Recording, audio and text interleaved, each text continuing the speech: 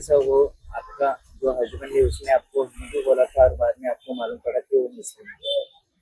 विजय बोल के लेके गया मुझे यहाँ से, और उधर जाके फिर शेख, इमरान शेख नाम पता चला उसका। फिर वो मेरे से शादी किया। वो बोला कि तेरा तू करना, मेरा मैं करेगा धर्म का। तो फिर भी ना उसने क्या मतलब पहला होने दिया शादी विधि, शादी हुआ उसके बाद में फिर मेरे को टॉर्चर करने लगा, बीफ खाने के लिए बोलने लगा, नकाब पहन बोला, और वो क्या बोलते नमाज पढ़, ये सब भी बोला मुझे। और अपने मतलब मेरे जैसे कास्ट में होता है वैसा रहे। मतलब पहले तो ये सब मतलब कुछ भी नहीं हुआ था, बाद में मतलब ये सब बोलने लगा, वो ये करना पड़ेगा, वो करना पड़ेगा।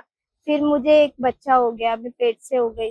फिर बाद में मैं इधर उल्लासनगर में आई, तो फिर भी मेरा टॉर्चर बंद ही नहीं हो रहा था। सास ससुर सब लोग मुझे परेशान करते थे, और देवर लोग की भी गंदी नीयत थी मेरे पे। तो अभी क्या मामला दर्ज किया और क्या मांग?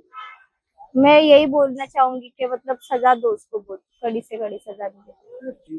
क्या दूसरी शादी बाद में की उसने, 1 साल हुआ दूसरी शादी की है उसने।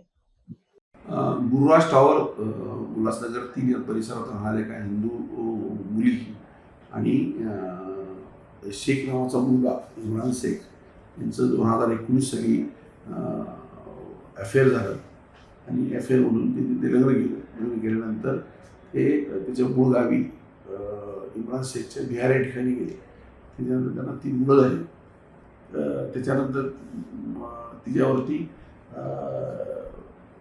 ती हिंदू असल्यामुळं तिला ते मुस्लिम धर्म स्वीकारण्याबद्दल तसेच बुरखा घालण्याबद्दल तिला दबाव आणला. त्या काही हिंदू देवदेवतांच्या बाबतीत अपशब्द वापरले आणि त्याला शारीरिक मानसिक त्रास दिला. तसे तिचे दीर आहे ती त्याला विडंबन करायचा प्रयत्न केला. अशानुसार आपल्याकडं मध्यवर्ती पोलीस स्टेशनमध्ये गुन्हा दाखल करण्यात आलेला आहे महिलेच्या तक्रारीनुसार.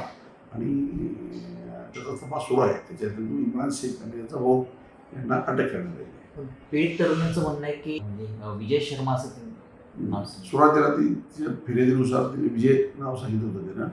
त्यानंतर तिला समजलं की हा विजय नसून तो मुस्लिम आहे. पुढील आता कशा प्रकारचा अटक? त्याच्यामध्ये तिचा नवरा आणि दीर यांना अटक केलेली आहे आणि पुढील तपास सुरू आहे.